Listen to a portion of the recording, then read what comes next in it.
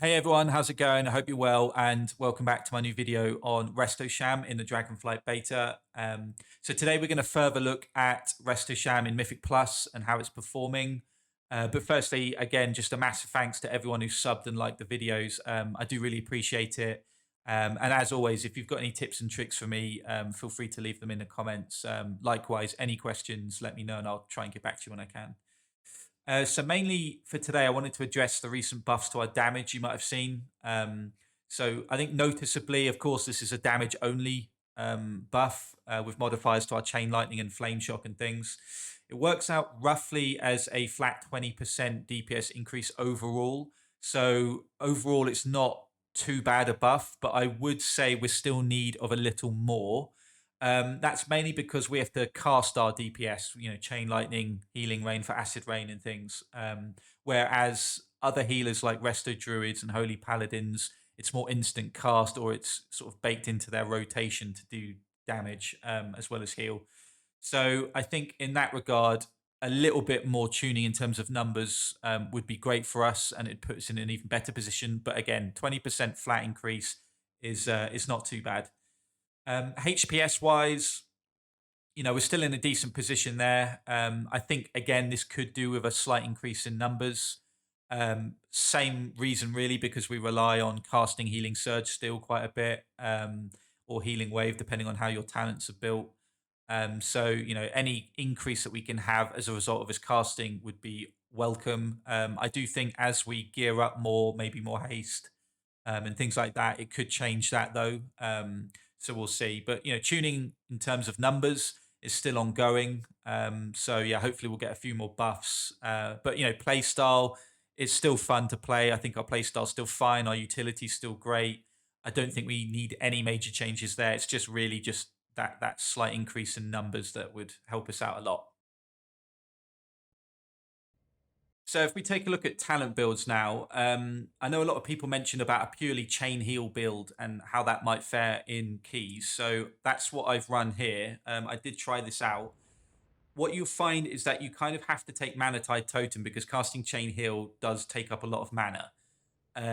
So you need to try and mitigate or offset that as much as possible. So I also ran Water Shield to try and recuperate as much mana as possible, casting chain heal so often. There are some benefits to this build. I'd say, as you can see, I didn't take Healing Rain and I therefore did not take Acid Rain. So I lost DPS as a result of this. So I would say this build is for people that like a pure healer type of build. You can get some very fat chain heals out as well. Playing Flow of the Tides, for example, casting chain heal on a target with Riptide will increase that chain heal by 30%.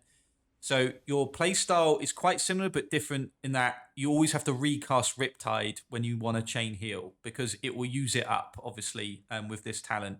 But you do get very big chain heals as a result of doing this. Playing Unleash Life, I think, is always a go-to for me. You get the 15% increased healing from chain heal again, to try and increase the amount of value you get out the chain heal.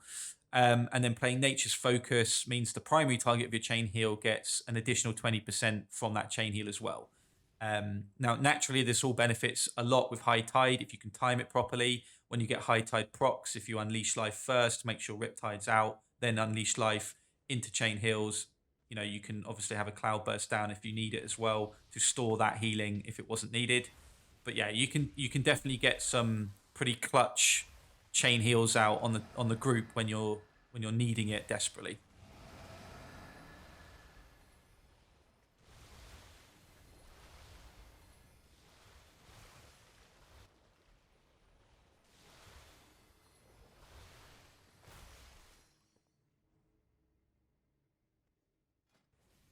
But then the other build that I've been playing more often in higher keys, I think it's more balanced, is this one. I think generally speaking, having Totemic Recall is worth taking. I think it works really well with Earthen Wall Totem. So every other Earthen Wall Totem, you can double stack it. It does make up quite a bit of your HPS in the end overall. Um, I am still playing High Tide. I still think there's value in playing it, even without playing a heavy chain heal build. It comes up, it procs often enough. If you have Cloudburst Totem out, you can get a lot of value out of storing it as well. Of course, I've gone back to Healing Rain, so that I can play Acid Rain, considering the buffs to our damage recently. I do think that's noticeable as well for the damage. And if you're playing a melee heavy comp, having Healing Rain out is beneficial as well. But yeah, I think overall this is a lot more balanced, this build, and it's certainly worked out better for me in higher keys.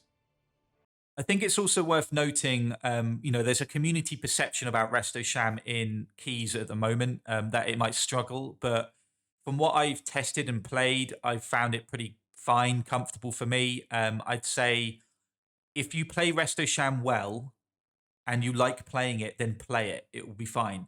We're not at meta spec or anything like that. But if you know how to maximize your DPS, maximize your HPS, you know the class in depth, and you know it better than another healing spec, then play it and you'll be fine. The main reason I think that it's not necessarily regarded as meta is because of it not bringing something specific to the comp.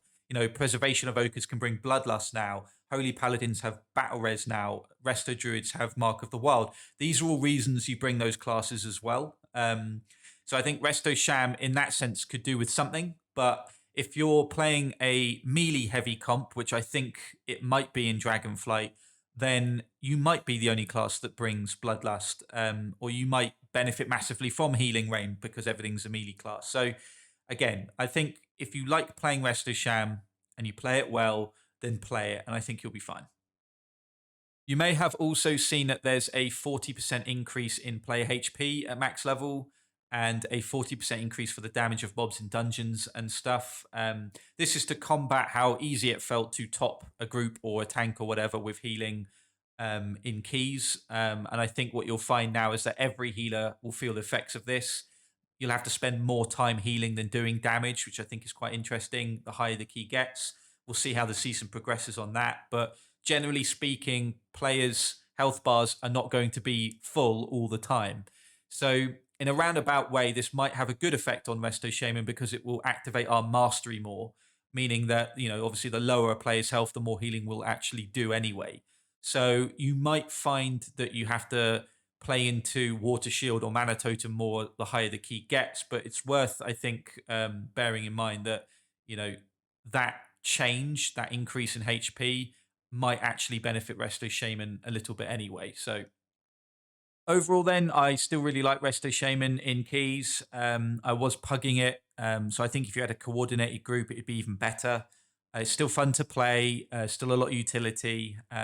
The DPS increase is very welcome. I still think a little bit more would be great.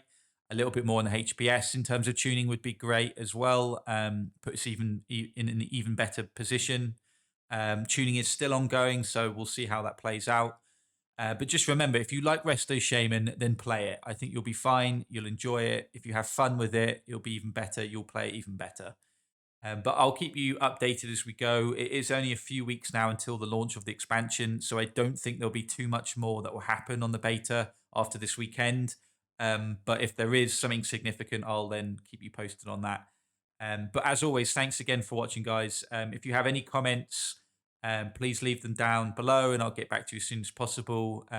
Otherwise, have a good one and I will catch you in the next one.